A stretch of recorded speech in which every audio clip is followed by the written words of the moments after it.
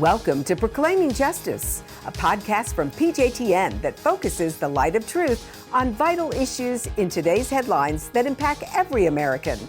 I'm your host, Laurie Cardoza-Moore, founder and president of Proclaiming Justice to the Nations, and I'm here to educate, motivate, and activate you to action. I want to arm you with the truth and the facts you'll need to fight and preserve our constitutional republic and uphold the Judeo-Christian values our nation was founded upon. Again, ladies and gentlemen, we are coming to you from the National Religious Broadcasters Convention in Nashville, Tennessee, and I am honored to have Mimi here with us with Meir Panim. And Mimi, this is very exciting. Is this your first trip to NRB? Yes. Oh my God.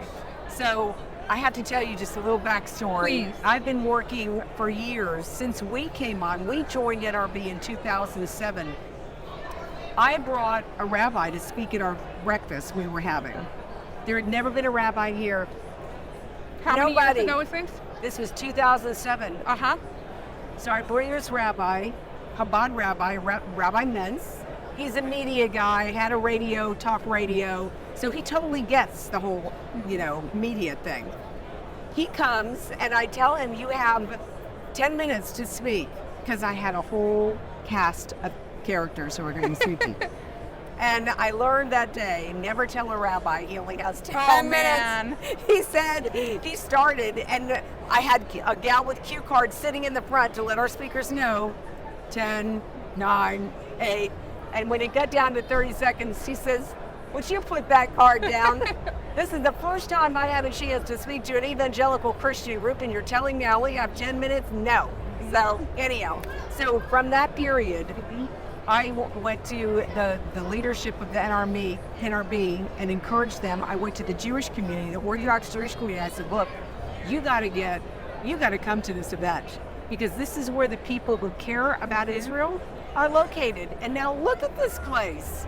It's amazing. And this is your first trip, so welcome to the NRB. Thank you. I live in Israel, and I have 3 little boys and a husband, and my sister lives in Israel, and her husband is currently fighting in Gaza, and she's home with her 2 kids, and it was really hard to leave, emotional to leave, and I decided to myself, I need to go to the only place in the world that feels like they're supporting Israel right now.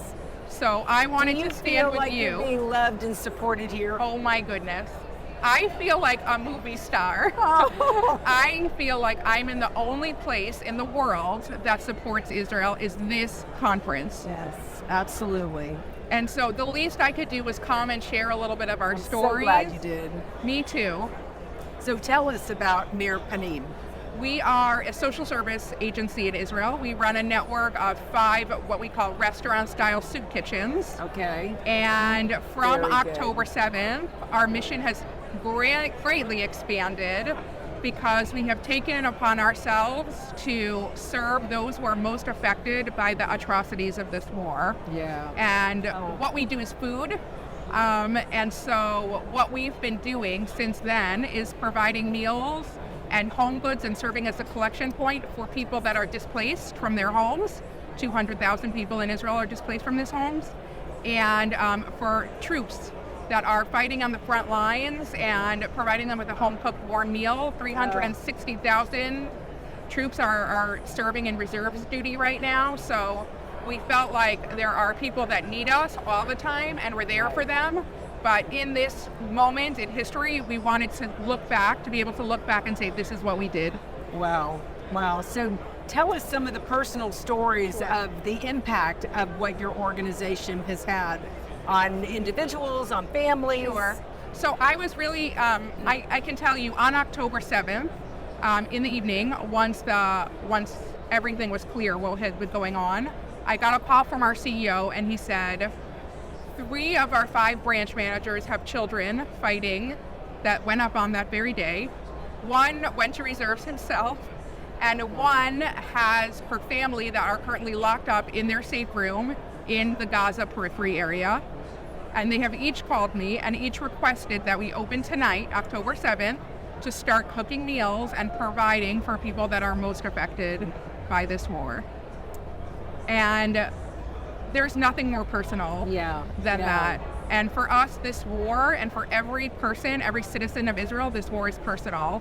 Yes.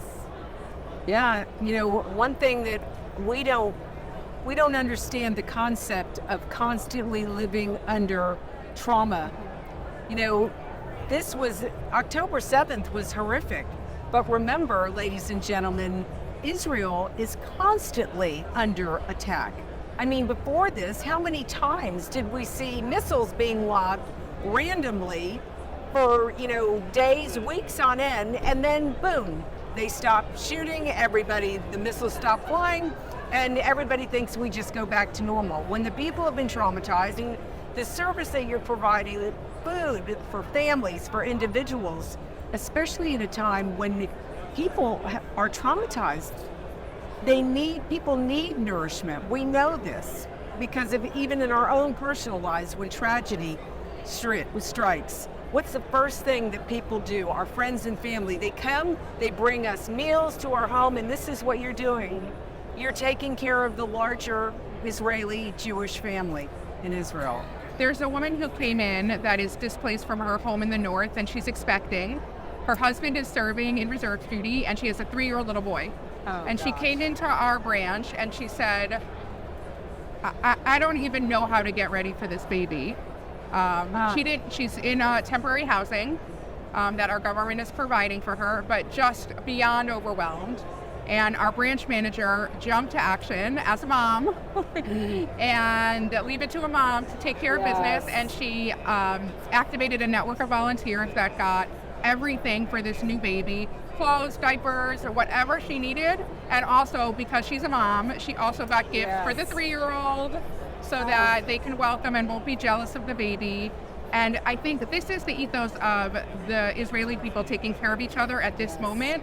And I think that is what Meir Panim is about, seeing each face. Meir Panim in Hebrew is translated to brighten the face.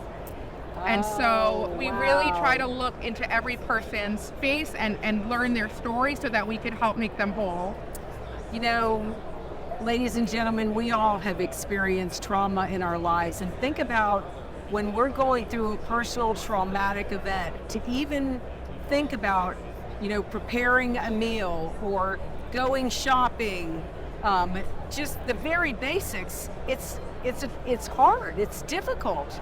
And when you have someone who's going to come in and is going to provide that need and help take care of you, help hold your hand through the process to comfort them, especially after what Israel has just endured, is so important. So, Mimi, tell our audience, how can they support what you're doing? Where can they find more information about your organization? Thank you. I would say that the best thing to do is go to our website, and that is Meir Panim, Panim.org. It's a big Hebrew name, but I promise if you take the time to go and visit our website, you will be inspired by stories like the ones I just shared with you about how we're helping, and how in this time of terrible trauma and crisis, we're seeing people both in Israel and supporters from around the world standing with us and helping us get through this difficult, traumatic time together. Well, ladies and gentlemen, we want to stand with our Jewish brethren. We want to stand with Mimi